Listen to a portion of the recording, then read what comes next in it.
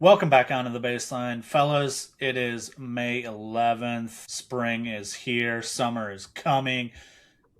And the baseline banter, as always, is presented by Bound. BoundWisconsin.com. Head over to BoundWisconsin.com for all of your high school sports needs in the state of Wisconsin. Baseball and girls soccer are happening now. Guys, did you get to enjoy? Chris, you were camping this weekend.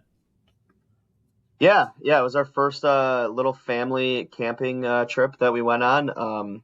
My wife said that she really would have loved to go camping on Mother's Day, so I had some things I needed to get taken care of with our camper, and I was able to do that. So we could just took a little trip down the road, 20 minutes, so nothing crazy, but kids enjoyed it. Spent the entire weekend then outside. It was actually sunny out, which was nice. So, what kind of camping do you do? Because The same kind you do? We have a 34-foot travel trailer with bunk beds. yeah, we have a 31-foot, and we glamp. Yep. My wife is a total, 1000%. yeah, But my wife is a total camping princess, and like Yeah, if that's it fine. doesn't, Yesterday was Mother's Day, all right? but it was great because I love sitting outside by the fire, and it was the Rock River was nearby, so we did some fishing. Were you at Um, the KOA in Milton? no, we went actually to the north a little bit towards Horicon. It was just a small little place, and no, it was fun. It was really nice, and um, we try to get out at least once or twice in May because June is a crazy month for me, and even now more so with my son playing a little bit more competitively for baseball, and my daughter with her basketball stuff as well. Now my son too, I guess. June is insane. So then we usually spend all of July and August making up for it. So we'll be going a lot in July and August. You guys should link up. Park your rigs next to each other. Yeah, we have our longest trip ever planned this summer, which is I think it's 6 nights. Wow, So that'll be a fun one. is that during Dead Week that you get that many nights off? No, it's in August sometime, I think. Um, I have really good assistants who, if I need to take a day off here or there, they are 1000% ready to just jump in and take care of it for me. So it's really nice that we can kind of do that within our staff. I don't know what August availability is like. I think almost over half my life now, August has been off limits between Yeah. You coaching camp in August on the weekends? occasionally, and I tell my wife every year we can't, and then she books one or two, and either I go one day, or I can hardly go, or I go and have to work or whatever. But Yeah, that's June for me. yeah, This episode, it was our first dual interview. You'll want to stick around for this. We interviewed Coach Andrew Gibbons at Freedom, the Freedom Boys basketball, and we also interviewed junior Donovan Davis. He came on. He just committed to Iowa State last week, and he was generous enough. Super good kid. You'll want to stick around for that interview. After that, we're going to do the starting five of basketball movies. I have no idea how this is going to go. As I was putting my list together, it was interesting. We'll talk about that after the fact. So you're going to want to stick around for that interview, our first student athlete interview. That was fun.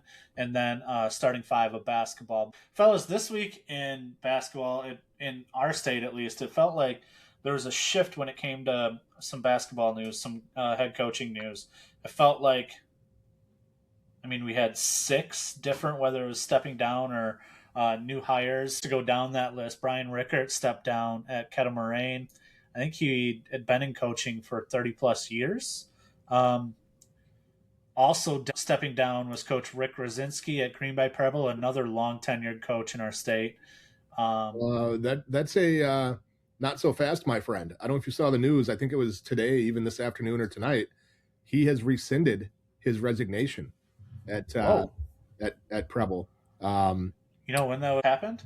I just saw it tonight. 2 hours So ago, probably happened. Hey, right when we were beginning the podcast. Yeah. yeah. Yeah. it sounds like he made a decision under pressure from some parents based on the comments in the article. I think Scott Vency from the Green Bay Press Gazette had the article.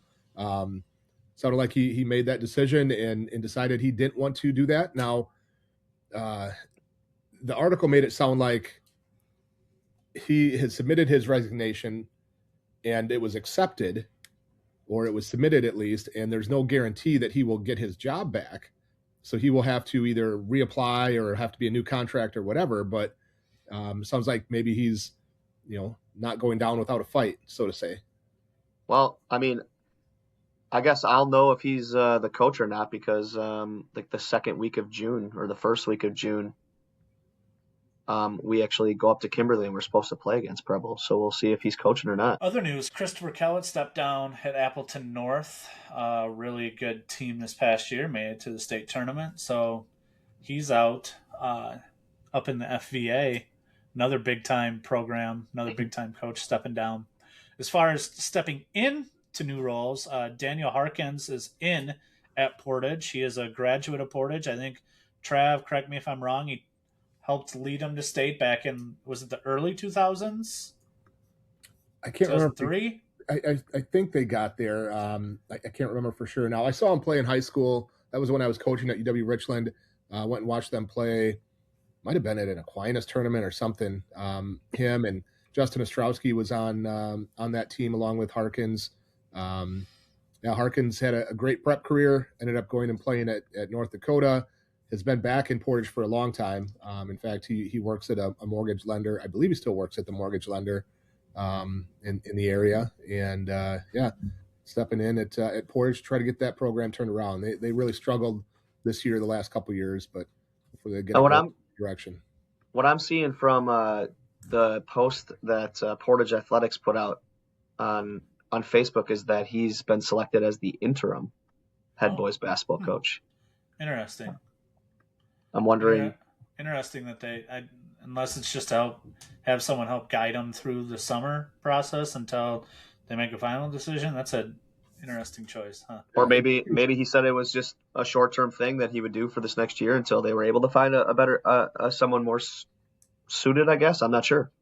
Well, it's interesting that you would put an interim tag on somebody at the beginning of May.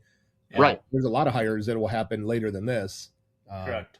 It's not ideal, obviously, to either have an opening this late or to hire somebody this late or whatever.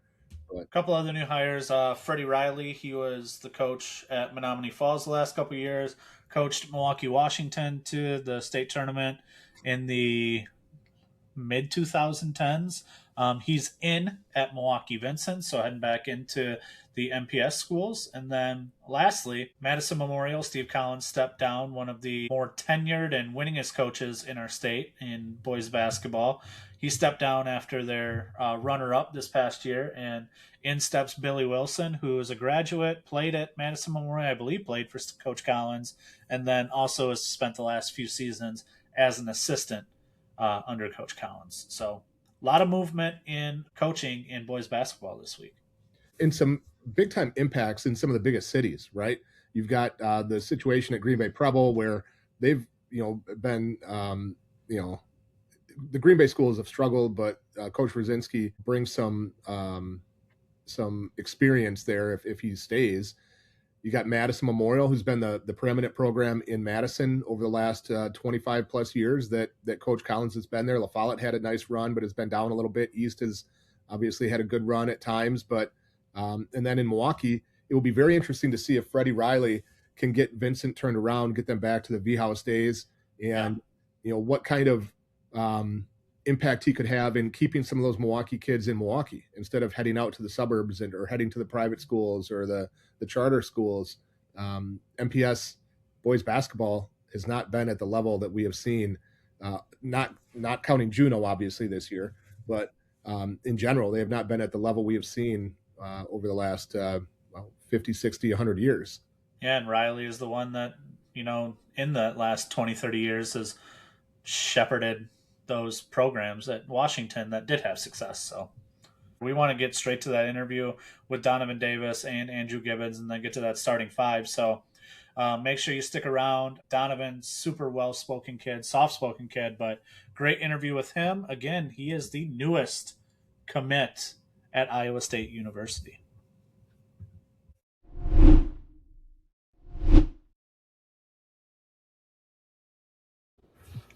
All right, we got a twofer this week, a 2-for-1 interview special here on the Baseline. We've got Coach Andrew Gibbons from Freedom and the newest Iowa State basketball commit, Donovan Davis. Fellas, appreciate you hopping on tonight, talking hoops, talking basketball. Thanks for having us. Yeah, thank you for having us. Donovan, it has now been 6 days, I think, since you made your commitment to Iowa State. Talk about how this last week has gone. Has it been just a lot of whirlwinds? Are your DMs blowing up? Is your phone blowing up? Have you had time to put the phone down? I mean, I don't think I've really been able to put the phone down. A lot of people have, just been saying congratulations, a lot of notifications. But yeah, I mean, I'm extremely blessed that I'm able to go through this. Big thing before we really hop into it is a big congratulations to you. I remember watching you at back when we were at WIS Sports, the WIS Sports Basketball Showcase at Kettle Moraine. I think you were a freshman that year, and just seeing you. And, Coach Smith has had a good relationship with Coach Gibbons, and watching you progress over the last 3 years. A big congratulations to you on your commitment to Iowa State. Yeah, thank you very much. Let's talk some Freedom basketball, guys. You guys actually both came into the high school program together, Coach Gibbons and Donovan, correct? Yeah, that is correct. So you're going into year 4 this upcoming year together. 2 years ago, you were runner-up at state. Last year, 25-2, fall in that sectional semi against Seymour. How has it been, Coach Gibbons? How has it been kind of with regards to you and Donovan? You guys have been growing in Freedom almost together, at least at the high school level. Yeah, for sure. I mean, you hit it on the head a little bit. I tell people all the time, I'm one of the luckiest coaches alive to inherit not only Donovan in my first year as a head coach, but his whole class. And Donovan will tell you too, they played a ton of basketball growing up. Started in first or second grade, and just a really high IQ group, and they love basketball. So for me to come in year 1 to that type of group that is committed to basketball, I was super lucky there and very fortunate. Yeah, Donovan, speak on that. Your very first year up at the high school level, Coach Gibbons' first year. How has your relationship with Coach Gibbons kind of grown these last 4 years? As you guys have kind of grown not only as basketball player and coach together, but just like in your own personal relationships as well. Yeah, I mean, I think we've grown up a lot. I mean, I was a little bit shy first time meeting him, but with me meeting new people. But I mean, I think we've trusted each other more than ever going into year 4, and hopefully we can have a very successful season this year. Yeah, Donovan, you talked about just your kind of like your initial reaction, right, and how you seem to be a little bit soft-spoken at times, and you said is a little challenging with meeting new people and stuff. But what was your first impression of Coach Gibbons, and what you thought of what it was going to be like playing under him? Great question, Don. Yeah.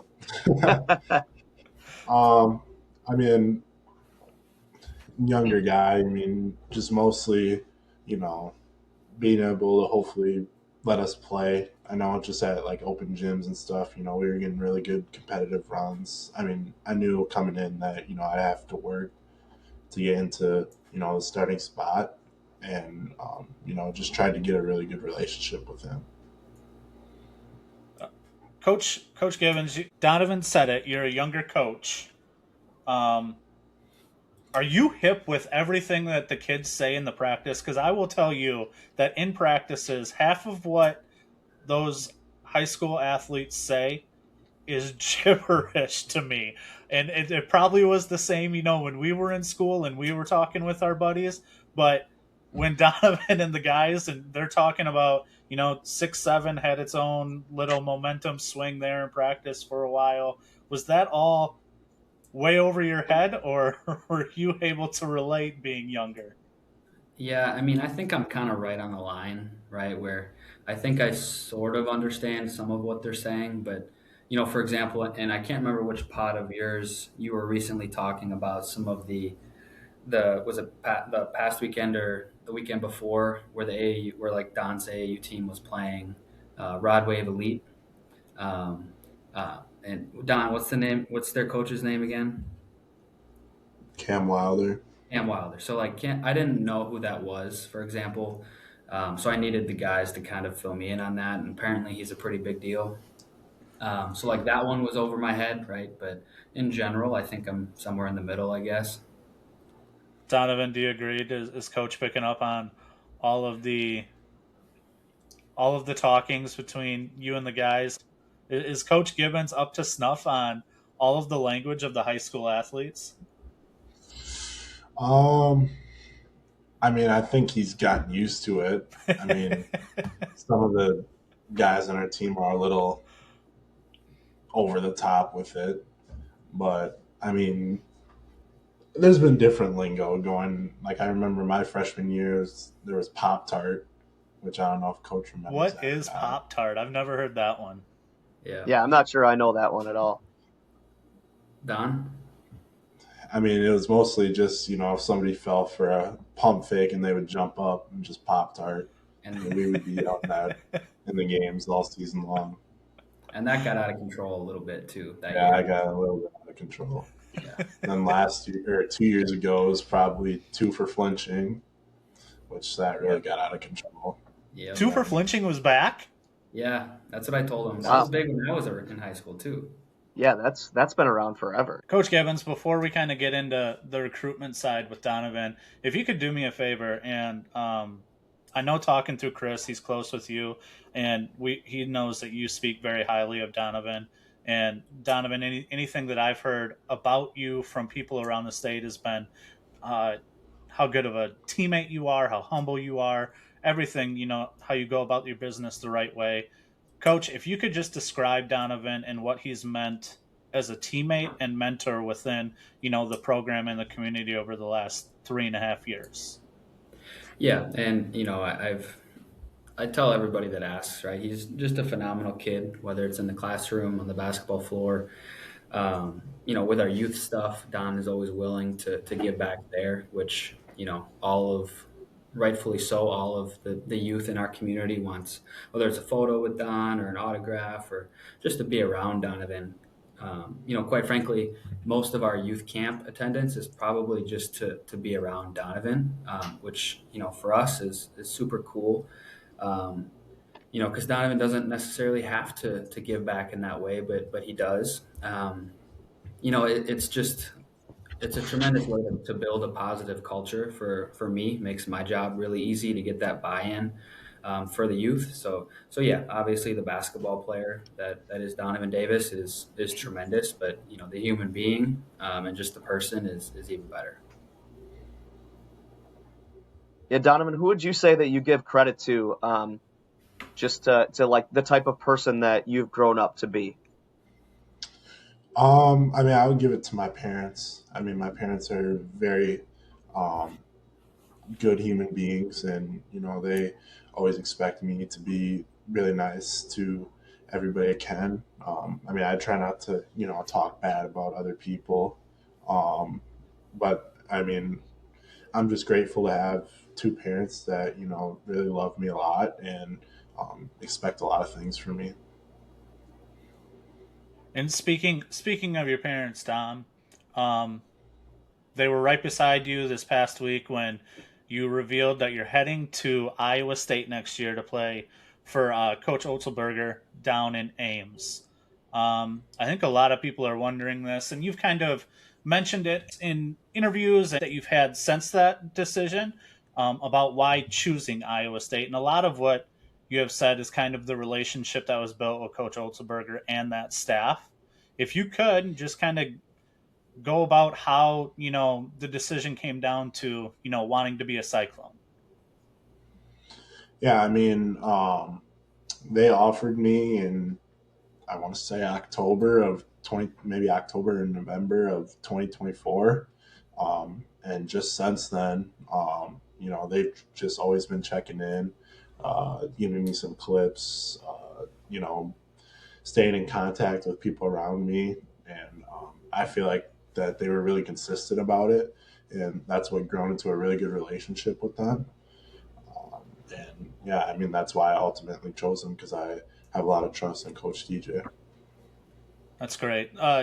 As I'm sure you're aware, Iowa State's grasp on the state of Wisconsin is actually very lengthy. It's even in the last couple of years, it's gotten even more and more. Coach Otzelberger's from there. Coach Deontay Garrett's from there. They just brought on Coach Hansen, who was the coach at Nicolay when Jalen Johnson was there. And then just guys that have played there, Milan Momcilovic, Yusef Gray, Zay Mitchell, Jamarian Bateman, Anthony Rise, and even going further back, Tyrese Hunter, Tyrese Halliburton. If you go back to when I was in school, Matt Thomas from Onalaska was there. So there's been a lot of really good players from the state that have either coached, or played at Iowa State. How much of a factor did that weigh in, maybe not necessarily the decision, but in the coaching staff being able to build that relationship with you over the recruiting process?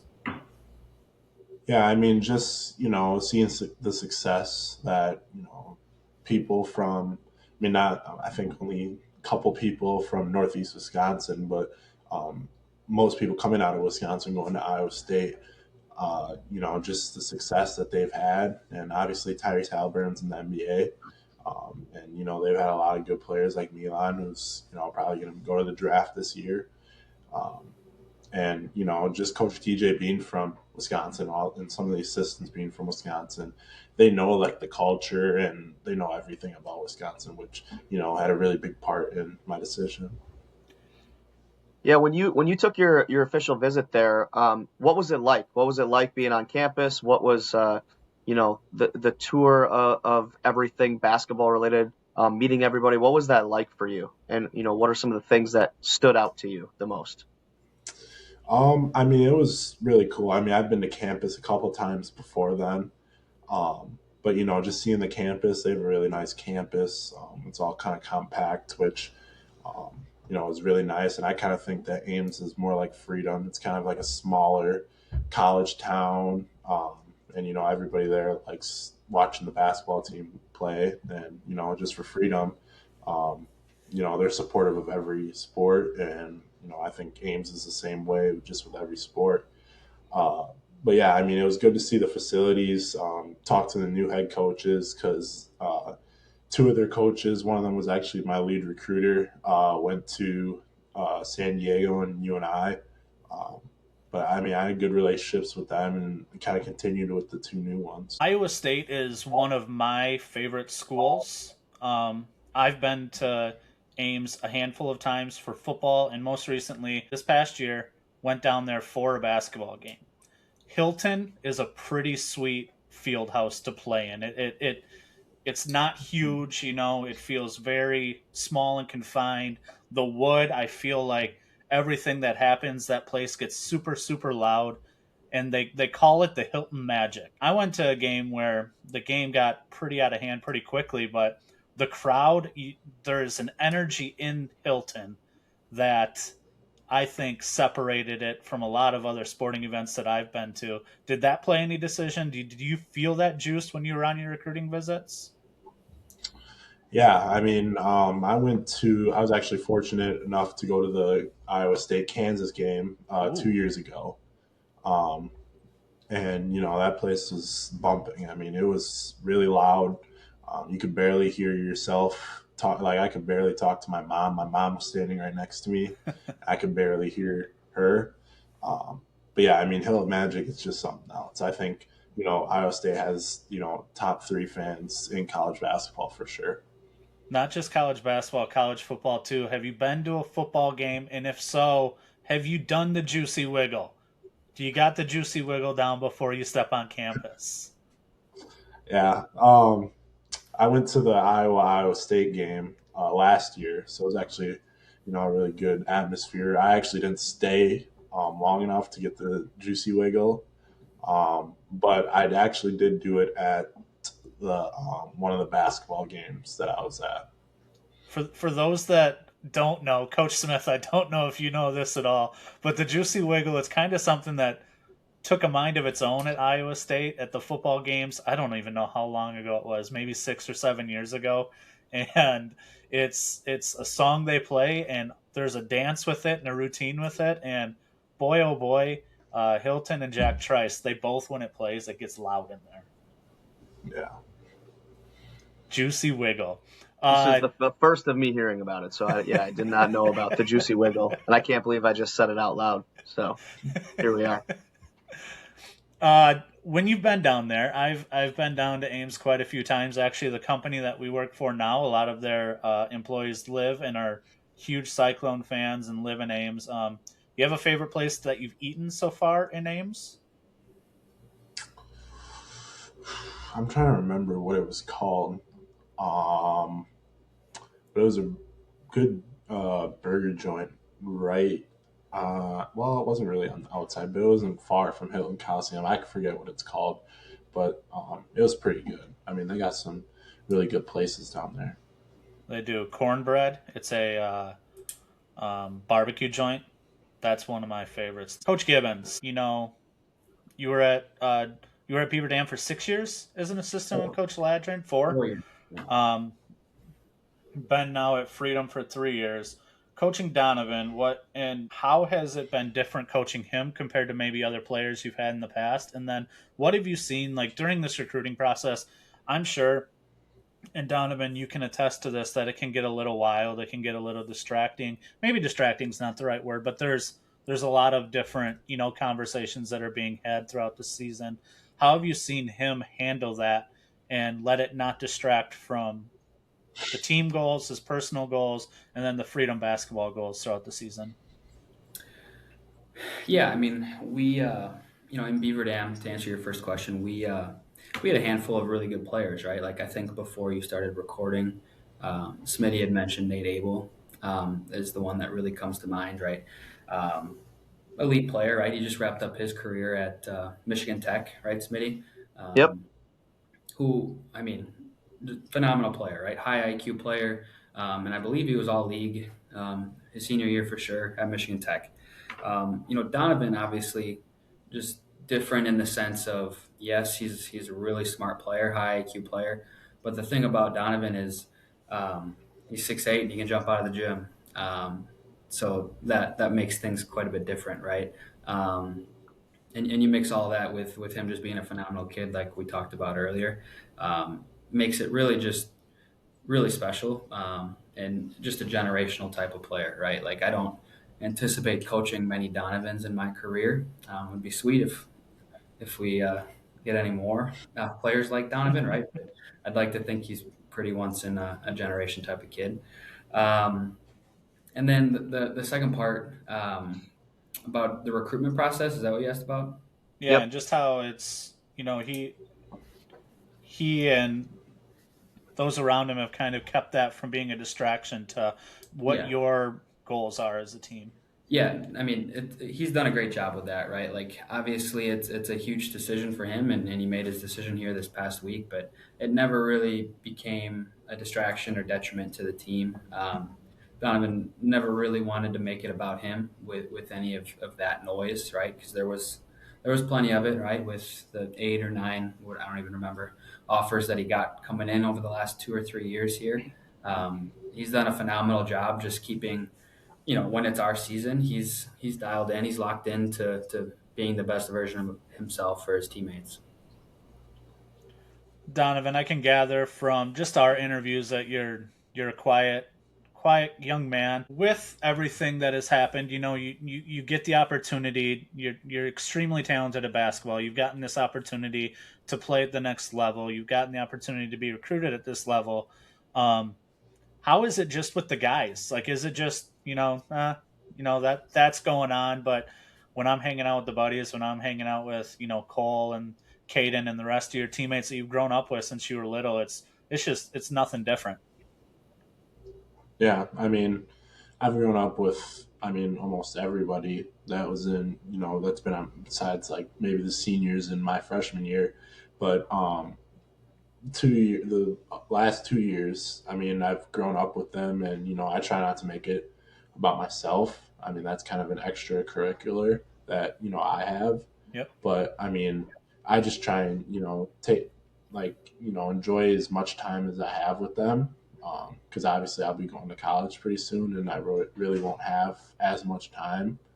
But yeah, I mean, I love hanging out with our team. I think the last 2 years we've had really good teams. I think we've had top tier chemistry, and that's why we have been so successful. What are some things you and the guys are doing off the court that help build that team chemistry? A lot of the groups that I've coached, they spend all their half hours and hours before games going to Subway and getting their pregame meal, or they spend all their nights and snow days playing, whether it's 4K or 4K, Fortnite or 2K. I'm not that hip on the video game, so apologies. But what are you and the guys doing? Just hanging out, killing time. I think it's just like a handful of things. I think 2K, Fortnite, like those types of games and other video games, we're always trying to get as much people on. So we can maintain that top tier chemistry. Um, but we'll even go to some games together. Um, I know, trying to think of one that we went to, but I know me and some of them went to the FVL Xavier game after one of our games got canceled, and just maintaining that team chemistry and trying to do everything together. I think that really helped us for sure.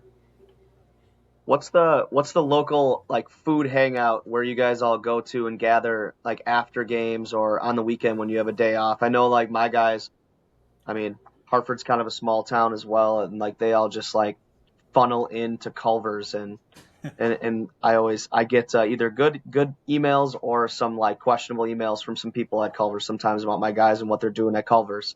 But where do you guys go and hang out and get some food together?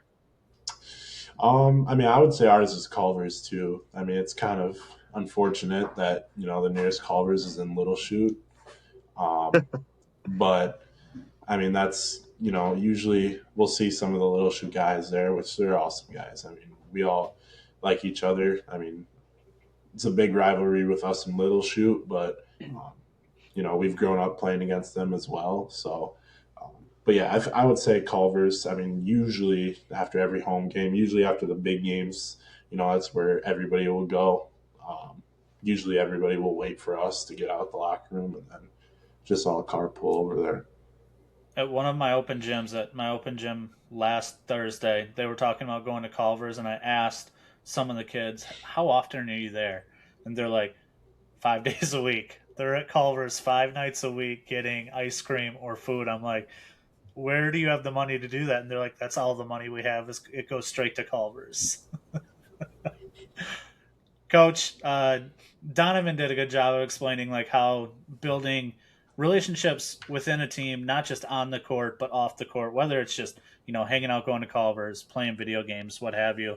How important is it with you and your program to help facilitate relationship building outside of just what is done in practice, what is done on bus rides, what is done in the games? Yeah, I mean, like Don kind of alluded to it. The guys that I've coached in my 3-4 years now in Freedom have been tight, right? They've been good friends, and I really haven't had to manufacture, if you will, friendships or those relationships, because I think the guys have genuinely liked spending time together. But really, all I've had to do from setting things up perspective is we get our team dinners going, right? Like most programs do. But outside of that, man, these guys are together all the time, whether it's in the weight room or after practice doing some of the stuff that Don has alluded to there. But yeah, it's typically, like either playing 2K or playing basketball or watching basketball. So that's been pretty cool as well. It's a lot of basketball for these guys. When you guys do your team dinners, is it a rotation from parent group to parent group, or is it just kind of a big collective that you're doing it that way?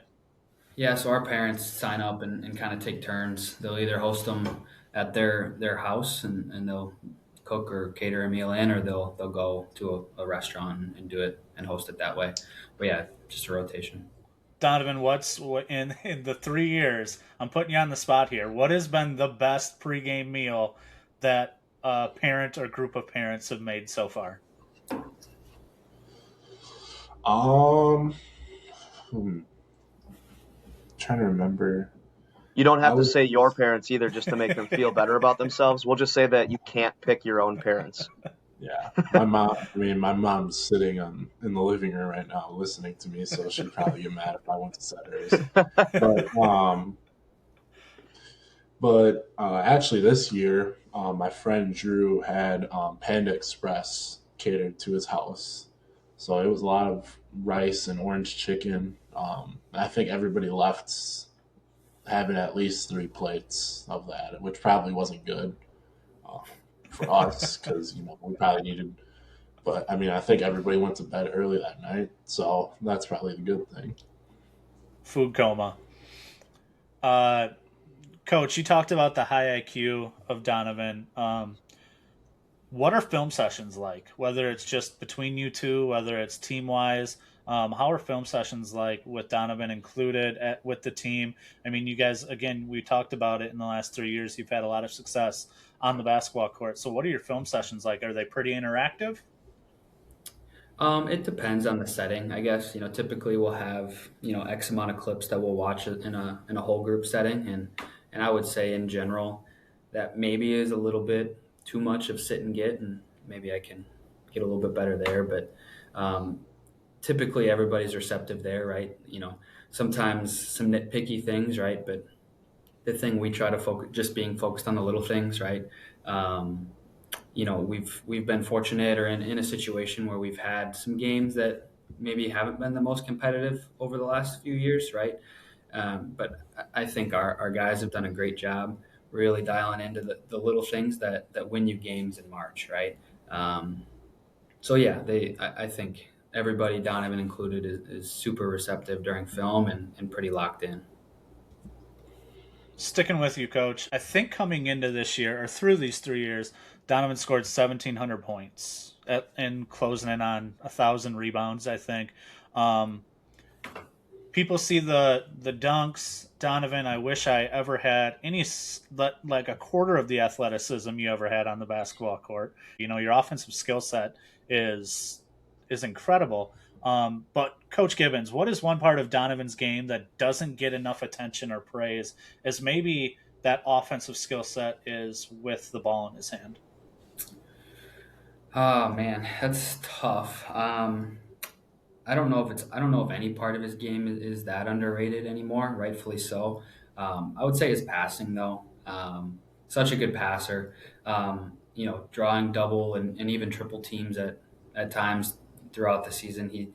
He's always willing to make the right pass and oftentimes it does so effortlessly. Whether it's like a left-handed skip from the low post, the no look passes, just the easy passes, right? That he's just making the correct play all the time, which is awesome. Donovan, the 2027 class in the state of Wisconsin is, I've said this multiple times. Coach Smith and I have talked about this before. It is one of, if not, the best class in the state of Wisconsin in boys basketball in the history of it, possibly. Um, what is it like? You get to play with Team Hero. You play with Jack Conan. You've played with Dooney Johnson. You've played with Deuce McDuffie. You've played with all the guys in the class of 2027 class, all the way to the point where last year you guys got second down at the Peach Jam, that huge AAU event. What is it like? What is the group chat like with some of those other guys that have and will have those high D1 aspirations? Yeah, I mean, I'm really fortunate to play with, really good basketball players. And, like you said, I think this is our class. The class of 2027 is definitely the best to ever come out of Wisconsin. because there's a lot of really good players, and I think there's even some underrated players that should deserve more recognition. But yeah, I mean, they're all really great people, and I'm grateful that I'm pretty good friends with most of them, and it's good talking to them, seeing how recruiting's going and stuff like that. So I mean, like I said, they're all just great people. Similar to that in season time with your Freedom teammates. This right now you're spending a lot of time out on the road with your team heroes, teammates. Uh, a lot of you guys, you Cager, Dooney, Deuce, everybody that we've mentioned before, you guys are getting those opportunities to play at the next level. But you're also a lot of you, you're 17-year-old young men. How do you enjoy these long weekends together where on the basketball court there's a lot of attention, there's a lot of guys on the sideline, there's a lot of coaches, there's a lot of expectations. During that off time, how are you guys enjoying that time with each other? Yeah, I mean, I think this is, the most memorable part about it is, just being able to be a kid. And, we're super lucky that we have good coaches like Chris Hero, um, who gives us the freedom to do a lot. And, we can always joke around with the coaches and, just have fun at those hotel rooms, going out to get food, going to watch, the younger hero teams play. So, I mean, those are the times that you're going to remember when you're older. And, I'm grateful that, I have a lot of memories of it. Are you guys bringing the gaming systems to the hotel rooms and playing? I would say most of the time. I mean, I usually bring mine when we go to Peach Jam. Okay. So then we play college football because that's usually right around when the new game comes out. So we're usually playing that because Peach Jam we probably got one game a day. So usually if we have an 8 a.m. game, we have nothing else to do the rest of the day. So we're just playing in our rooms, just playing college football. What's your favorite video game to play? I'd probably have to say college football. I really like that game actually, or 2K. Donovan, Coach Smith and Coach Gibbons are close friends, and Coach Smith's son is actually hoping to be a Freedom Irish. I don't know, Andrew. I don't know if you heard that. He might open and roll all the way up the state to Freedom. But when we talked about that, a big reason why is he loves watching you play basketball, and that's something that I'm sure as just a high school kid yourself, like that kind of pressure is something that not necessarily everybody sees, not necessarily everybody really thinks about when it comes to someone in your position at your age. What is it like? How do you trying to figure out how to word this? How do you stay grounded? How do you relish those opportunities where younger kids, whether it's Freedom Irish fans or Hartford Oriole young fans, look up to you in that type of way? Yeah, I mean, just being able to be the best role model I can and just cherish the moment. I mean, I used to be a little kid going to Freedom basketball games.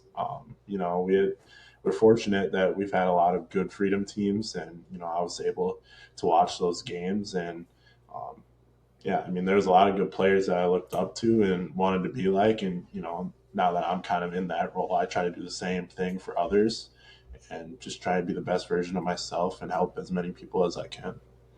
Do you remember anyone from when you were younger? Who were you looking up to when you were coming up as a third, fourth, fifth grader? Yeah, I mean, I um, tried to go to every home game.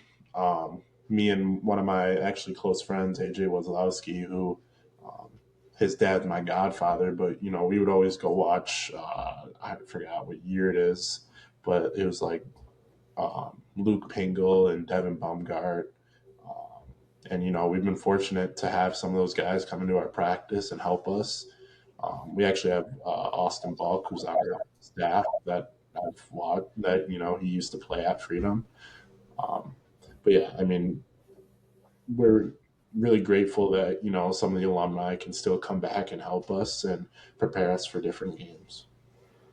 Coach Gibbons, are those alumni? Are they sticking with Donovan? Are they sticking with Caden? Are they keeping those guys in check, or is it more, man, they're getting 3 minutes in, winded, timeout, water, rotate?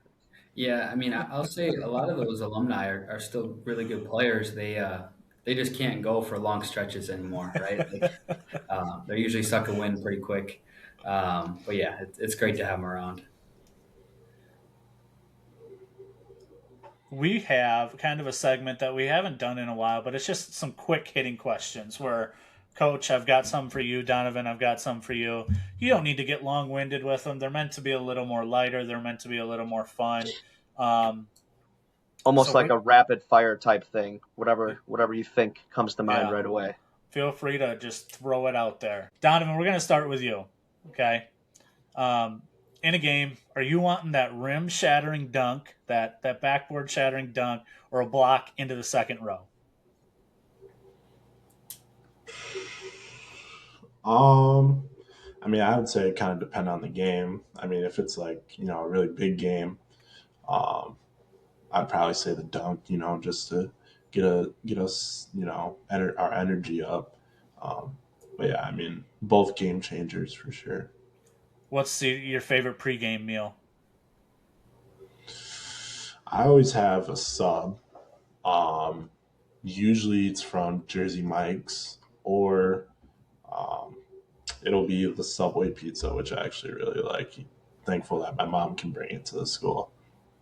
Growing up and now, what other sports have you played in the past, and maybe what are some other interests you have right now outside of basketball? I played football and baseball. I also played soccer when I was really younger, but that was only like for 2 years ish.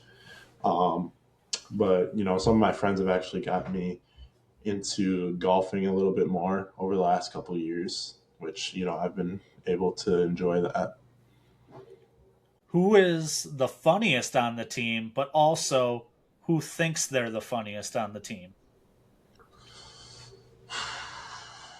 We had a lot of. I think our whole entire team had some sort of funny in them, but like we'd have you know Drew who would just start saying the most random stuff that you guys were talking about that just don't make any sense. Then you just have like Jacob who would be laughing at his own jokes and stuff like that. That just wouldn't be funny, but it would just be funny because he's laughing at them. And then, I mean, I just think everybody's a little bit funny in just some sort of way. I mean, I think that's why coaches had to calm us down a little bit because I think we would be laughing way too much than we should be. Uh, what is the song getting played, whether it's on the not the loudspeaker, but the speaker in the locker room after wins? What's the song that is getting bumped and just making the locker room get hyped? Did you say before the game or after the game? After the game. So after a win, what's the song that you're coming into after Coach Gibbons has come and talked to you guys? What's the first song getting played over the loudspeaker? I would say the "Just the Way You Are." That new it was like a song that kind of got a little bit more popular towards in the last couple months. I think that's what it's called, but I don't know who it's by. But just everybody just had a good vibe with that song. 4 seconds left in the game, tie game. Or would you rather take that game-winning shot or make the perfect assist, knowing that perfect assist shot is going in? Probably the perfect assist because then it just builds team chemistry and trust in each other. Love that answer. Outside of Freeman. Outside of Freedom, what's the favorite gym you've gotten to play in? Um, I really liked playing at Pfizer, but I mean, I don't know if I really want to play there anymore because of how we got beat in that game. But I think the gym in Augusta, where they have the Peach Jam, is just a really cool gym to play in, and you can feel the atmosphere. Um, so many coaches on the sideline, and usually the one gym is always packed with people, even if it's not your team. There's just a lot of people in there. Coach Gibbons, we're gonna come to you with these hot seat questions. Are you a sometimes it's both, but are you a pregame speech or pregame write up guy? More speech. Would you rather draw up the perfect blob or the perfect half court set? Half court set. Quiet bus or loud bus? To or from the game. Let's go both. To the game. Doesn't need to be silent, but we're not rowdy on the way home. If we win, we can go nuts. But if we lost, we shouldn't hear too much going on. On nights where you don't have a game or you don't have a late practice, night at home watching 2 to 3 games on the TV or tablet or out at a game? Depends on the time of year, I guess. Closer to tournament time, I'd say try to watch as many as possible at once. Um, but yeah, I guess it just depends too on the year and kind of how things are shaking out and what I think I need to see for upcoming opponents. Favorite stat to track? Kills, 3 stops in a row. I knew you were going to say that. Yeah. This is for both of you. Coach Gibbons, will go with you first. Any pregame routine or like superstitions that you have? Well, like the day before practice, and I got this from Tim Ladrin actually in Beaver Dam, but day before a game, last thing in practice was your crossfire 3. I don't know, Smitty, do you still do that? Nope. It got outlawed. It got outlawed by the players, actually. So I had to give the people what they wanted, and so we did something different. We do half court shots now to end practice. Got it. Yeah, so we do crossfire 3. We've done that for my 3 years. Other than that, I mean, small things, right? Like I typically print my call sheet on the same color paper and cut it the same way and fold it the same way. And kind of weird about that stuff, but otherwise, no. I don't know. Don, you got anything? I mean, I would say I'm pretty superstitious. I mean, I try to, um, every single game, I try to have a Twix before the game, and some days popcorn. I feel like, not saying that's why, but some of my worst games is not because I haven't had a Twix before the game, but try and put my left shoe on before my right. Get my ankles taped before halftime of the JV game, and usually, I just try and listen to the same music every single game, just to visualize, me in that situation as well. As someone who's very superstitious, I would absolutely blame a bad game on the fact that I didn't eat that Twix, so I feel it. I completely understand. Is the left shoe before the right shoe? Is there a reason behind it, or does it just feel the correct way to do it? It just feels the correct way. I feel like when I've put my right foot on or my right shoe on before my left, it just feels weird. Respect that. 2 questions left. Coach Gibbons, have you ever thought of pulling off the Coach Otzelberger look by wearing as tight a shirt as possible on the sideline? Because Coach Otzelberger is jacked, and I got to know, Donovan, can he pull it off? Can he pull off that look? Well, I don't know if he could pull that off. I'll tell you, I got to hit the weight room if I'm going to do that, man. Like that's it's a good look, man. He pulls it off, but if I'm going to do that, I got to start hitting the weights. So one thing we started doing the last 2 or 3 interviews is I'll go into AI and I'll type kind of who we're interviewing and ask them to spit out a question. This one, I asked them to spit one out that'll kind of get a laugh. And this is what ChatGPT has spit out. So this is for both of you. The question is If the people of Freedom could hear the uncensored version of practices and or team bus rides, who would be the most in trouble? I'll answer first, I guess, Don. My gut feeling would be most in trouble would be like from this year's team, probably Jacob Garvey, would be my guess. And that reaction kind of makes me think I'm right a little bit. And don't get me wrong, I love Jacob Garvey. Um, but that would be my guess. It's just at the most random times too. It'll just be, but I feel like our team isn't as censored. I mean, there was some spots in the year where Gibbons had to say, if we say another one, then we're just going to start running. But I mean, it wasn't too out of hand. That's good. Coach, you got anything else for these two? No, I just want to say, I will say this though, Gibby, unfortunately tonight when I mentioned to my son that we're having Coach Gibby on the show tonight, he's like, really? He's like, is Donovan going to be there? And I said, yeah, actually Donovan's coming on the show too. And he's like, I'll have to listen to it in the morning. Is he asleep? He didn't care to. Yeah, he's well asleep by now. He didn't care too much, Gibby, that you were going to be on the show, but he cared a lot that Donovan was going to be on the show. Well, that'll be the same thought as everyone that sees this link posted. Like, oh, Donovan's on here. We'll give it a listen. I greatly appreciate both of you coming on. Good luck, Donovan, with the rest of this spring. I know you guys. There's still a lot of really good basketball to be played with Team Hero. Both of you, good luck up at Freedom. Should be another really fun year of Irish basketball, and one that I know Chris and I are really looking forward to following. And then finally, Donovan, good luck and congratulations once again on the commitment to Iowa State. I'm really looking forward to following your career, at Iowa State and after. It's something that I really enjoy doing with kids from the state. So congratulations again.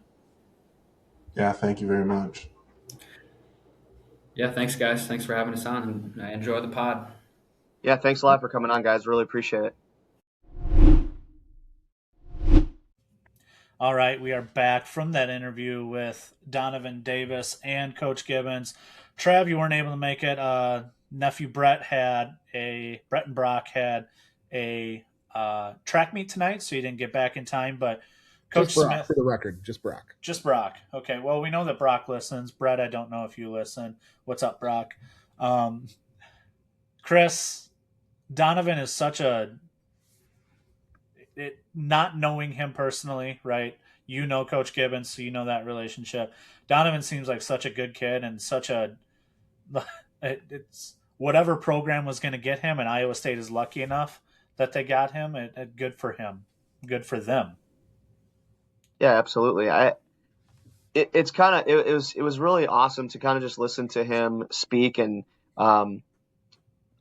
answer the questions tonight. You could tell like he's somebody that would be really easy and fun to coach because he said it himself. He's all about like putting other people first and wanting to get others involved and making everybody else feel included. I mean, a lot of his answers had revolved around things like that, and that makes building a program not that it's still not a challenge, right? But it makes building a program around someone like that really, really special and a lot easier for kids to buy in when the guy who is nationally known is still doing all the little things to make sure that Freedom and their community is at the forefront of everything. I was really hoping that we were going to get a cameo from your son come down and say hi to Donovan. I was really looking forward to that, but it sounds like he's been in bed. Coach Gibbons, but it's great that he came on too, because I think it showed too Donovan's comfortableness and trustingness in Coach Gibbons and sitting in that interview and kind of feeding off each other. Yeah, I think that you could tell that they both feel very comfortable speaking about one another. Obviously not being in the same room, but being in the same online chat room type thing, right? That they fed off each other, and they had a lot of very similar answers to certain things, which is really nice when things are aligned. And yeah, Gibby's a really hard worker. I've known him for a long time. A lot of the things that we do, the way that he does things, I do the same type of things, just because we kind of come from the same pipeline. And yeah, it's really fun to be able to watch a good friend be as successful as he has. And yeah, I don't know. I've found myself to become a big Freedom Irish fan in recent years. Same with your son. Absolutely. Guys, we're going to transition to the starting five. Last week we did top girls basketball teams since 2000. I'm going to say I laid an egg. I'm just going to go ahead, hand up. I mean, I had great teams, right? But had a little recency bias with regards to my picks. Travis is speechless. No, I completely agree that you had a bad draft, so it's fine. No, for real. Every one of those teams is deserving of being in the conversation, but there was some recency bias in there. It happens. We're doing basketball movies. And fellas, I got to tell you, when I was doing my research, I've seen a lot of these. I've not seen a lot of these. But also, I haven't seen a lot of these in a while. I will tell you that on my list, I do a top 15 every week, so that if worst case scenario, it gets to the bottom, I have 15 covered. I can count 4, 5, 6. I think 6 that I've seen for sure. One that I might have seen 25 years ago. So this could be a struggle for me. I in general, I struggle with sports movies because sometimes the sports action is so bad. Correct. Especially in basketball and especially in football. It drives me crazy. Yeah. When we're watching movies, I instantly hate the movie if like the people playing the game in the movie are awful. I've got some listed that I wanted to talk about afterwards that are just god awful that fall right into this category. Yeah. I mean, even some great sports movies have terrible action. Like, Remember the Titans, like, has some decent football action, but there's a few times in that movie that the football action is just bad. And more often than not, the sports action in sports movies is not good. So that's why it's a struggle for me. I felt like in the 90s, like 80s and 90s, like some of those movies, they actually had athletes in those movies, which helped a lot. Sure, the acting wasn't great, but did anybody care about that? No. The people who actually loved those movies were the people who know who those athletes are and be like, dang, I didn't know that guy could actually play. We're doing starting 5 of basketball movies all time. I'm going to share the screen. We're going to get going. This week, fellas, it is me, then Travis, then Chris. Now, in the pantheon of basketball movies, there is one movie that stands head and shoulders above the rest if you were to ask the general audience. It is the basketball movie in the basketball state. It's not necessarily my favorite, and I'm not one that likes to pander, so I'm going to zig here on my first pick, and the number 1 overall pick for me is Coach Carter. I love Coach Carter. Colton, you are going for 3 weeks in a row of absolute abysmal. I don't pander. Taking an L early. No, it's a very good movie. I will say it is a very good movie. It's not the number 1 overall pick in my opinion. I felt like you could have went with 5 others. I don't think that it is, in the general consensus, the number 1 overall basketball movie. It is my favorite basketball movie, and the one that, if it comes to the one that I'm going to rewatch, Coach Carter is going to be it. Okay. I've never seen it, so I couldn't tell you. Wow. Then Come what on. are we doing? Are we for here? real right now? You can't sit there and argue against a pick and be like, well, never seen it. Never seen it. But fine. Wow. Take Coach Carter, and that allows me to get the number 1 basketball movie of all time by anybody that will rank such things, and I will take Hoosiers. Just gift me the number 1 overall pick. That's perfectly fine, Colton. I will take Hoosiers and win the draft. Not Fun a good fact, movie. I Not rewatched this last night. I knew that I was going to have the number 1 pick. I'm like, all right, am I taking Hoosiers number 1? I watched this last night as a refresher. There's a reason I didn't take this number 1. It's not a good movie. So my favorite part of Hoosiers is Gene Hackman when he goes to call timeouts. Have you ever noticed that he goes to call timeouts? He goes, call timeout. Timeout. He tells himself to call timeout, and then he says timeout to the official. You know who might be my favorite character in Hoosiers though is Shooter. I love the character of Shooter. He has some great lines in the movie. One of my favorite lines happens not even on the basketball court. It's in the diner. I think somewhat early in the movie. It's something that I have wanted to get a tattoo of for a long time, and I haven't figured out the right way to do it yet. It's friends of years, friends of tears. That's one of my favorite lines. Probably nobody else hardly even remembers it, but that's one of my favorites. Obviously, my team is on the floor is a great one. If coach stays, I stay. If coach goes, I go. The whole Jimmy Chitwood storyline.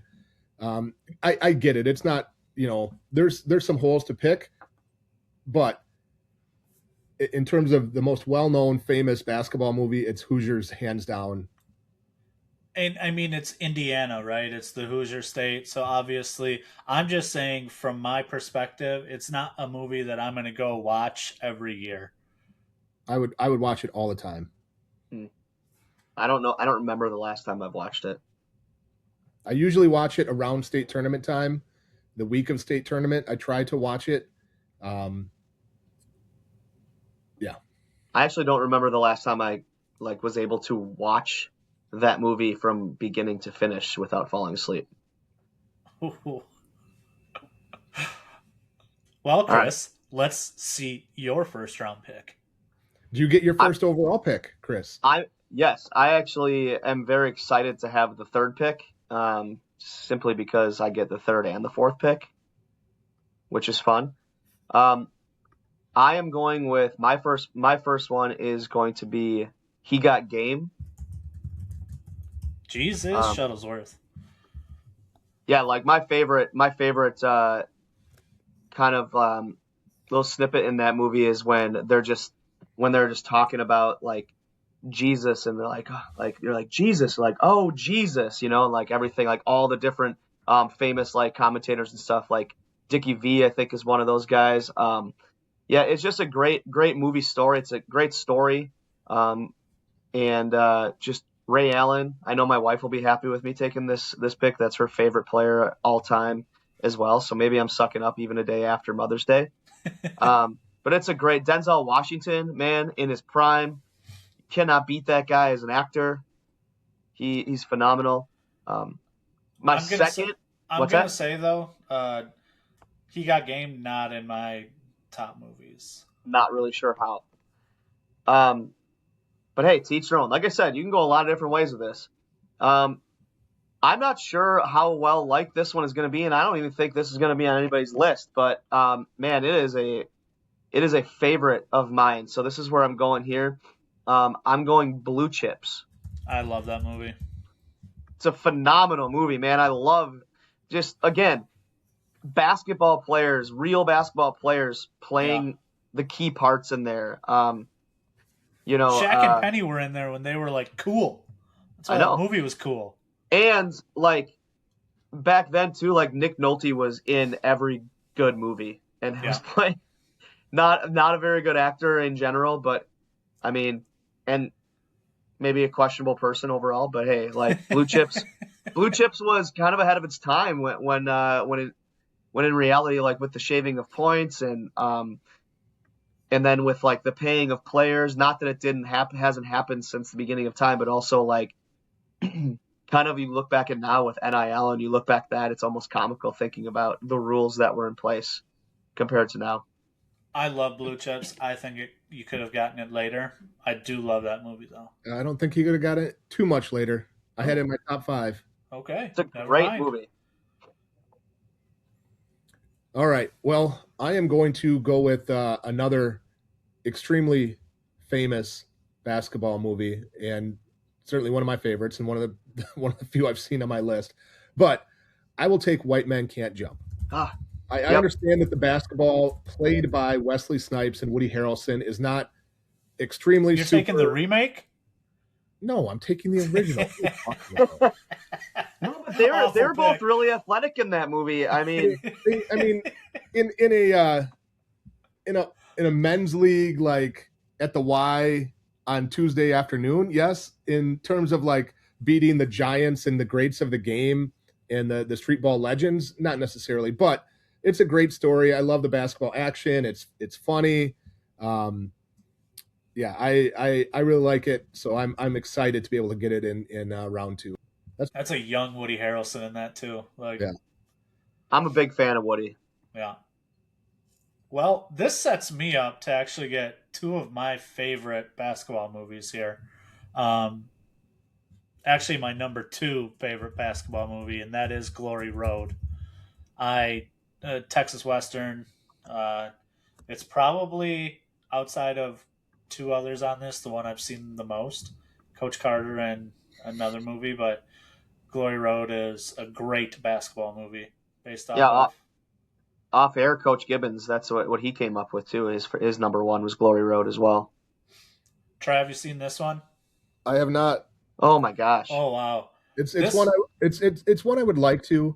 There's a couple other on the list that I haven't that I want to, that I was hoping to watch with my kids. Honestly, there's a couple. I don't know if we'll get to them or not, but I keep asking my kids to watch them with me, and they're too busy. So I might have to just do it on my own. I'm really stuck here at 3 because there's 2 that I really want. One I know for sure will not get back to me. The other one I want a little bit more, but I think that it could get back to me. But I don't really care. This is my favorite and most rewatchable basketball movie since I was a kid. I'm going Space Jam. Damn. It's MJ, Looney Tunes, Monstars. Like, I still have a Michael Jordan action figure from that movie somewhere in this house in storage to be passed down. I mean, my son has 2 of the. I'm trying to remember if it's a black one and a blue one of the Space Jam jersey, Jordan jersey. Oh, Wait, we're assuming Colton's taking the original and not the LeBron? never seen LeBron. I don't even know that I wrote it down. It's not that great. It's not that great. It's not good at all. No. I doubt I But- ever will watch it. But Space Jam, the original. And you know my favorite story from this movie is I think that they were filming this while Jordan was retired, right? Like while he was Yep. playing basketball. And he Mhm. had them Baseball. build or baseball. And he had them build like an indoor bubble that he would have NBA guys come and they'd play pickup games while he wasn't shooting the movie. Well, yeah, I'm sure that's where in the movie itself, that's where like some of that footage maybe came from, right? Or why those guys were all there. Because there's a lot of random guys in that. Muggs. Oh, you got two teal Hornet jersey guys in that one. Aren't Larry Johnson and Muggsy Bogues both in it? And then it's Yeah, they Sean are. Bradley, Patrick Ewing, Patrick Barkley. Ewing, Barkley, yep. and Um, Barkley. Yeah, that's the 5. That's the Monstars. So I couldn't let that one pass. It's the one What's I the most have seen the the most. most highly grossed movie of all time, I think, for basketball movies. That makes sense. Most kids' movies plant at the top of any of those. But what does that say grossing. when Space Jam 2 was like 3rd all time? Yeah, and not always quality, Right. There's But a it's lot- just audience. There's a lot of LeBron fans out there. But it also has a lot to do with the fact that the first Space Jam was so good that everybody had to see the second one. Yeah. Mm-hmm. So, Space Jam came out in '96. Wow, I was 10. 5. Well, okay, you were talking about blue chips earlier. I'm pretty sure I saw that in the theater. So 94. I saw it on a pay-per-view. My mom let us buy it. was Those awesome. pay-per-views were expensive too. There Yeah, was and like I'm pretty $25 sure, to watch those. and I'm pretty sure we recorded it when we bought it. We recorded it then as well onto a VHS. Smart. All right, Travis, what do you got? All right. I can't wait any longer to take this one. That, quite honestly, probably is my number one overall, but I knew I could wait and get it. I could probably wait and get it even farther, but I have to make sure I get it. It is the basketball movie I've seen the most. It is one of my favorite movies of all time. Extremely under the radar. I thought You that have was to, Hoosiers. You already picked it. You have to I like know go and find this really hard I know what it to is. find it. I don't think you can stream it. It is The Pistol, Yeah. the Pete Maravich story, the birth of a legend. Absolutely love this movie. Chris, have you seen it? I have. Trav, I'm telling you, you could have gotten it in round 5. That's fine. Literally on my spreadsheet, I have it highlighted, and then it just says Travis next to it because I knew you were going to take it. I had to make sure I got it. I was a big fan of Pete Maravich. My dad got me the Pete Maravich instructional videos when I was a kid. Those are still at home somewhere, I think. I know they are, yeah. And saw this movie. I think it was straight to video. It was sponsored by Chick-fil-A in like 1991 or whenever it came out, which is wild. There's like a beginning. There's like a pre-roll that talks about Chick-fil-A. But I absolutely love the story. I don't know, it's not 100% accurate to Maravich's upbringing, whatever, but I just love it. I could watch it a million times. I could watch that ending where he hits the shot after the buzzer and he's celebrating and thinks he won it, and then his dad comes out on the court while everybody's chanting his name. That gives me goosebumps, and is all of us, like, you have your dad as your coach, right? And to have that kind of moment and relationship with your dad around the game, it's pretty special. So I'm rambling because I want to give it its due, because I'm sure there's a lot of people, especially younger people, that haven't seen it. Again, you're probably going to have to go on eBay and buy a DVD or a Blu-ray to find it, but please watch it. Not on Vudu? You can't buy it? No. I've looked many times. I think there's some like probably sketchy streaming thing. I found it on one time, but I have a DVD from way back in the day because I had a VHS as well. But yeah, this is the one. After all that sentimental talk, I will say this: that pick stoinks because you could have gotten it in 5th round. Hey, Coach Carter. Coach Carter's never said stoinks in his life. Hey, have you ever had Coach Carter in a teal Pistons jersey after 2020? I didn't take the teal Pistons. Oh, yes, I did. Yes, you did. Chris, swing picks. What's first? Oh, I'm going to go with Above the Rim. This is one that eluded me, and I've never seen. So it's like basically a high school basketball star, right? Who's torn between like his drug dealing friends and then like is he an ex-player, right? I think it is. Yeah. Tupac is in the movie. Plays one of the, like, I guess, gang members in the movie that is trying to persuade him to do certain things. Again, just a really good movie when it comes to the basketball in the movie. I kind of judge basketball movies or sports movies by the ability of the people playing in the games on the movie. So I thought it was really good. So if you judge it, then how do you judge Michael Jordan's stretch in Space Jam? Well, it's an animated movie, pal. It's a basketball movie. It's an animated movie. And I didn't pick animated. Space Jam. You did. I know. I'm just asking how you judge. I don't have to judge or defend anything because I didn't make that pick. I'm not attacking you. I'm just telling you. This is a movie that I don't think this is one I think I saw back in the 90s, but I don't know for 100% sure. What I do know is I had this movie on my list for no other reason than it has Regulate on the soundtrack. Yeah, I do have that. As a note. That puts it on by itself. Yep, I agree. I actually read about it when I was looking stuff up that it was arguably, it said something about being one of the best movie soundtracks of all time. Above the Rim, man. Then I'm going to go with one more recent. My wife told me that I shouldn't when I told her that this was in my on my list, but I'm actually going to go with Hustle. That's the the Adam Sandler movie. Yeah. Who's the player in it? He's a brother of a guy who's actually of an actual NBA player. Dragan Bender? Yeah. No, it's here, I got it for you. It's I don't know how to say his first name, like Juancho Hernan Gomez. Oh, yeah. So the Hernan Gomez, there's a Hernan Gomez that was in the NBA actually. Willie? Yes, Willie Hernan Gomez. Yep. And then his younger brother played the basketball player in there. There's some cameos in there as well.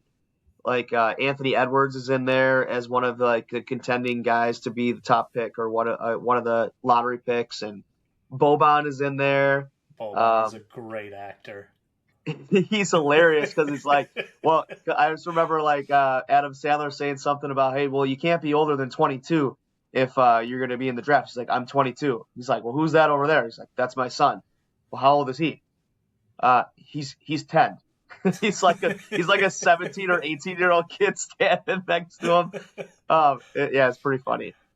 Chris, our other brother Robbie looks exactly like Adam Sandler. Why are you pandering to him? Not just does he look exactly like Adam Sandler, he plays basketball exactly like Adam Sandler.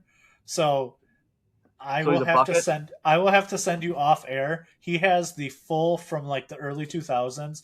He has the full Stephon Marbury get up, like the Stephon Marbury, the Starbury jersey, the Starbury shorts, and the Starbury shoes. And I have a picture of him in that whole get up that I'll have to send you. And Rob wears his shorts at about a 14-inch inseam, just like Adam Sandler does. Well, I just really like that movie too because it brought back my childhood when it came to basketball movies, and basketball movies always having at least one basketball player, actual basketball player in it, and having the likes of Anthony Edwards, and even I think did Luka have a cameo in there? I think he did. Yeah. I don't know. I just felt like I really, really liked it. I like Adam Sandler a lot too.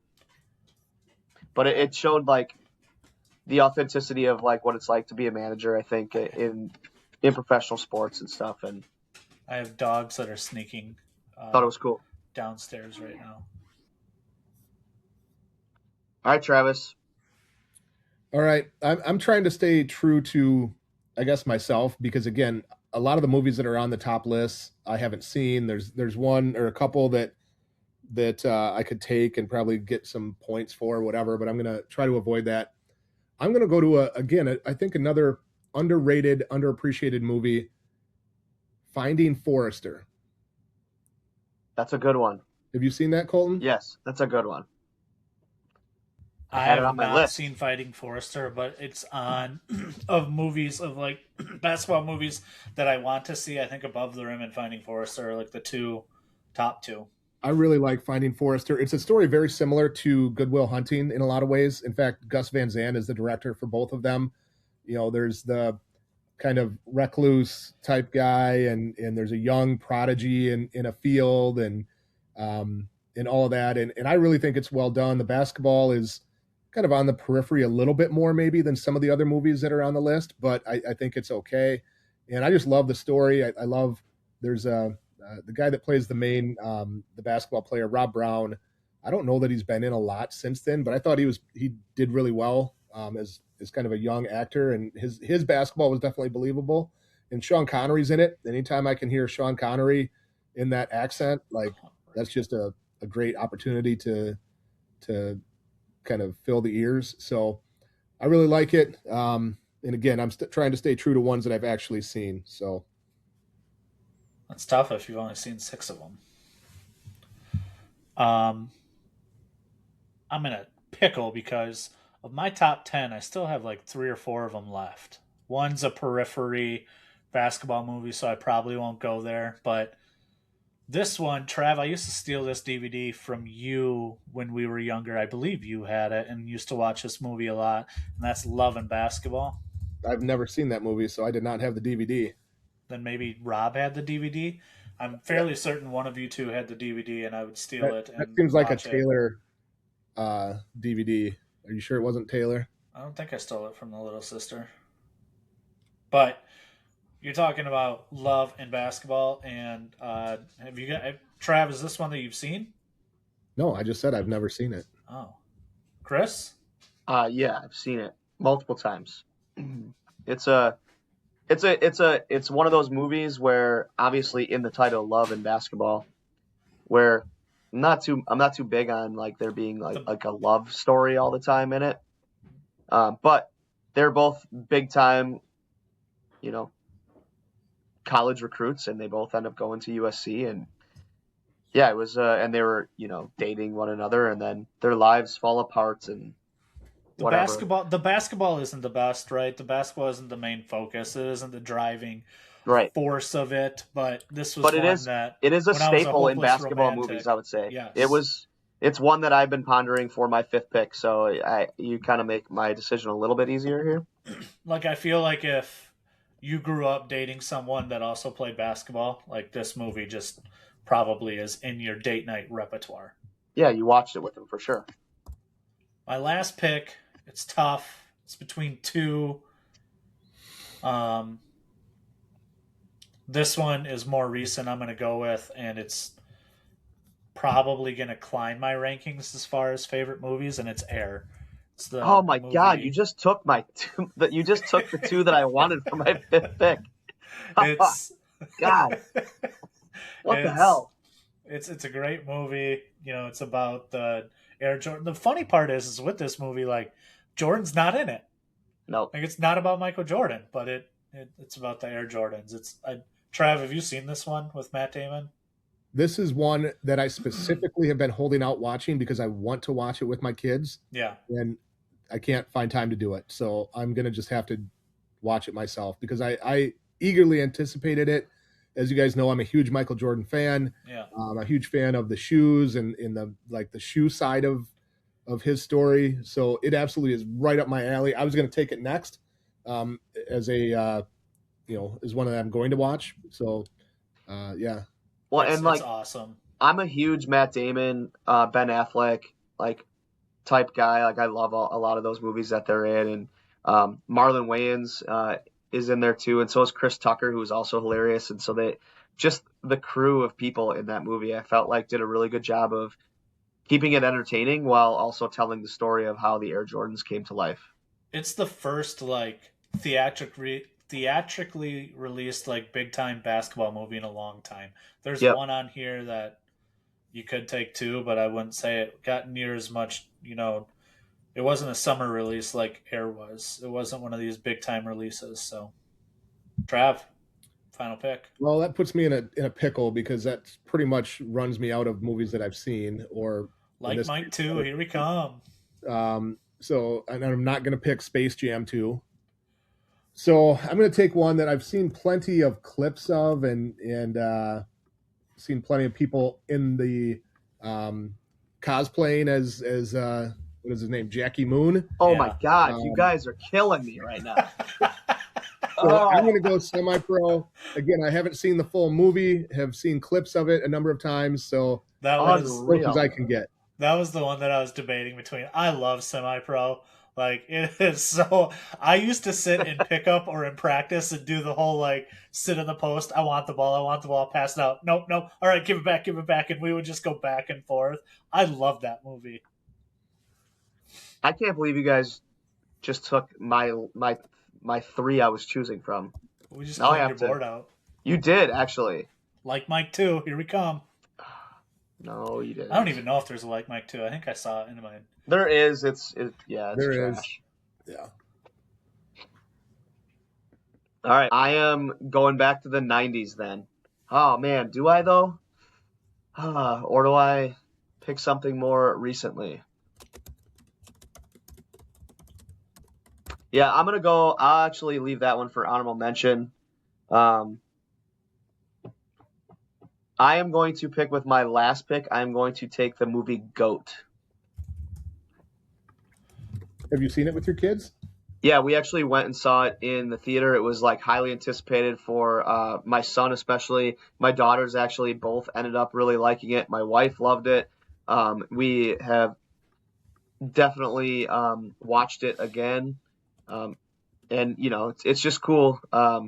It's got really good reviews. Yeah, it's a really cool little story, and it's similar, I would say, to Space Jam, but it's the Steph Curry version, and it's all animated. It's a really cool movie, and just talks about someone coming up from nothing and becoming something. But Steph Curry being in the starring role there was pretty cool. I think you getting that was a good pick for your 3 picks prior, all going consecutively. Yeah, I had one more that I really liked. Yeah, but let's get into it. Let's get into some honorable mentions. I don't think many people would know this movie. Maybe I'm wrong. I don't know. But again, it was in the 90s. I think it came out in 97. The Sixth Man. You guys know that movie at all? Unfamiliar with that one. I don't really remember it. It is, as I was looking through basketball movies, I realized that there's a stretch from like the mid to late 90s of like kind of crazy slapstick basketball movies. Like you got The Sixth Man. There's an Ernest movie. There's My Giant with Billy Crystal and George Mearson. Yes. Air Bud, terrible. Mike, oh Celtic Pride. Like there's just this run of like completely ridiculous slapstick comedies around basketball. Air Bud made like 5 movies. More than that. Air Bud, the first one, is a classic. It's terrible. It's awful. It's a classic. But I would say, Colton, you should watch The Sixth Man. It's like a college athlete that dies on the basketball floor, but then comes back from the dead as like a ghost to help his brother like win a national championship or something like that. Celtic Pride was on my list of. I've never seen it. It's on my list of like. Why would you pronounce it with a hard K sound? Yeah, Celtic Pride. You mean? Same thing. Celtic Pride was on my honorable mention list. That's a good one with Damon Wayans. Damon Wayans, legend. Love him. I was going to ask you guys. Does Rise count as a movie, or is it? I had it on my list. Okay. Honorable mention. What is anyway. Rise? The Giannis movie. The Antetokounmpo movie. Probably not. They're not in it, right? No, they're not. So it's. I mean, it's. But it's like a storytelling while is that the one on going on Hulu or on Amazon? Disney Plus. Yeah. I can't believe this one didn't get picked because some of the basketball is some of the worst basketball in a basketball movie of all time, and that's Teen Wolf. Yes. Like, that's on my list. That's on my list too for my honorable mention. I don't know if I've ever seen it. It's been a long time. One that was like basketball adjacent that is a really good movie was Uncut Gems. That movie with it's Adam Sandler. I don't think it was a Netflix movie, but it's more or less about like diamonds, but there's a lot of basketball in it. Like Kevin Garnett is in it. Does that categorize as a basketball movie? I don't know. That's why I didn't take it. But if we were to take like movies that have basketball in it, it probably would have been drafted by me. That's a really good one. It's a really good movie. some awful ones. Disney Channel, back when I was younger, used to put out some really bad. Like there was a time where they put out it was like 3 basketball movies in the matter of a year and a half. One that I to this day have gone back and watched probably once every 3 years. The Luck of the Irish. It's awful, but it's hilarious. We were talking about movies that have like awful basketball in it. Double Teamed back in the day. I don't know if you guys have ever seen Yep. that. It's got the two sisters, and one of them, like, the big moment in the movie is her doing Terrible. like a. Is that the meme? That's what it's from? That's Yeah, where she's like going like this. She's and her big move is she dekes this way and then pushes off her sprained ankle to go in for the game-winning layup. Like, just awful. I've seen that meme many times. I thought that was from High School Musical or something. No, that would have hit with the late 20s, early 30-year-old women. High School Musical. That's our key audience. So Here's another good one. The Air Up There. Yep.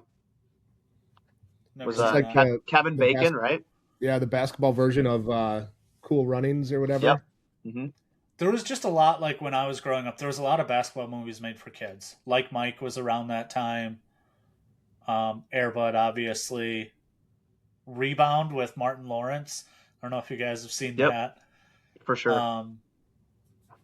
And then the last one that I had on my list that we haven't talked about was The Way Back, and that was the Ben Affleck movie that came out, I think, in 2020. So I haven't watched that. I guess I forgot about that movie. I had that written down to bring it up and see if any of you guys have seen it. Yep. You've seen it, Colton? Yeah, I saw it in theaters. It's not bad. It's not. I liked it. It's got very much like it's like a mixture of like Coach Carter and if you were to take the assistant coach that's an alcoholic from Hoosiers, like that's kind of what Okay. The Way Back is. Yeah, I want to see that. That one's on my list to see. Did we forget any others? There I are think that's so the big many. ones. Yeah, I mean, I found a list. Oh, how about this one? Eddie. Remember Is that Eddie? the one with Whoopi? Yeah.